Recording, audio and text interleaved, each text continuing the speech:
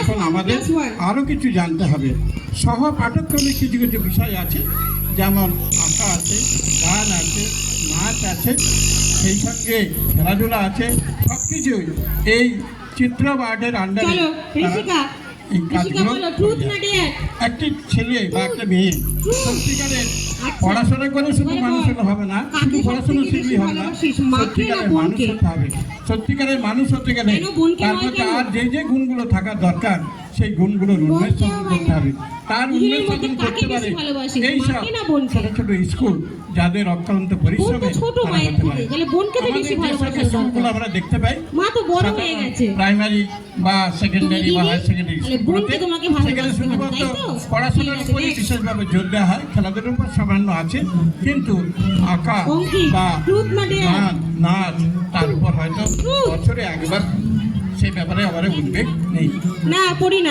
আমার যেটা বক্তব্য সেটা হচ্ছে, যারা অভিভাবক বা অভিভাবিকা আছেন তাদের উদ্দেশ্যে আমি অনুরোধ করব, তারা শুধুমাত্র পাঠ্যক্রমিক বিদ্যালয় নির্ধারিত সিলেবাসের মধ্যে যে পড়াশোনা আছে তা নয়, তার বাইরেও যে আরও কিছু করতে হবে।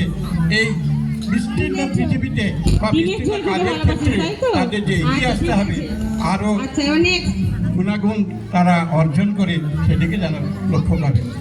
আর এই চিত্র 2002 সালে প্রথম যখন শুরু হয়, যে আকার বা যে আকৃতি, যে পাঠ্যক্রম, যে উদ্বেগ ছিল, তার থেকেও পরিসরে এবং পরিকল্পনায় অনেক বৃদ্ধি পেয়েছে। আশা করি তার উত্তরোত্তর বৃদ্ধি হবে। আপনারা যদি পূর্ণ সহযোগিতা তার সঙ্গে করেন, আমি তো আছি, যখনই ডাকে তখনই আমি আসি, এবং তার উপদেশ বা সাহায্য করার প্রয়োজন হলে সবসময় তার পাশে আমি আশা করব। এখানে যারা অভিভাবক আছেন তারাও আসবেন, ছোট ছোট ছেলেমেয়েরা যারা আছো তারাও মন দিয়ে পড়াশোনা করার সাথে সাথে এইসব আঁকা অত্যন্ত দরকার। তার মধ্যে তাদের মনের বিকাশ সাধন করাটা সম্ভবপর হয়। এমন অনেক জিনিস আছে যা তারা মুখে বলতে পারে না, কিন্তু আঁকার মাধ্যমে বা অঙ্কনের মাধ্যমে তারা করতে পারে।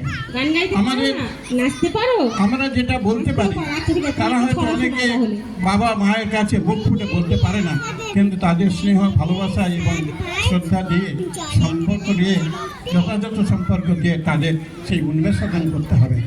সত্যিকারের মানুষ করার পিছনে বাবা মায়ের যেমন পদক্ষেপ আছে, যেমন তাদের চেষ্টা আছে, এই চিত্রা মাঠেরও যথাযথভাবে চেষ্টা করে যাতে তারা এই সমাজের একজন সত্যিকারের মানুষ হতে পারে। আশা করি তাদের যথাযথ উন্নতি সাধন হোক, তারা ভালো থাকুক, তারা আরও বড় হোক, এই সমাজের একজন সুনাগরিক হয়ে তারা দেশের করতে পারে। এই শ্রদ্ধা, এই ভালোবাসা, এই কামনা জানিয়ে এবং চিত্রা মাঠের উত্তরোত্তর শ্রীবৃদ্ধি কামনা করে সকলকে শ্রদ্ধা ভালোবাসা আবার জানিয়ে নমস্কার।